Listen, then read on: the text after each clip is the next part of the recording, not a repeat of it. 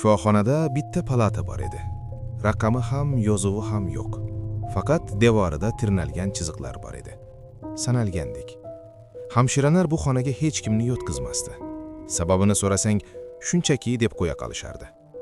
Bir kuni yangi shifokor Rustam hujjatlarni tekshirib hayron bo'ldi. Bu palata har oy tozalangan, lekin unda bemor yo'q. U kechasi o'sha xonani ochdi. Ichkarida karavot, oynasi yo'q deraza va shiftga qarab tirnalgan devorlar. Go'yo kimdir tepaga chiqmoqchi bo'lgandek. Birdan Rustam sezdi.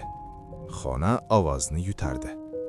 Nafasi, qadam tovushi, hech narsa eshitilmasdi. Shu payt karavot ostidan harakat bo'ldi. U egildi. Karavot ostida inson tanasi bor edi. Lekin yuzi yo'q.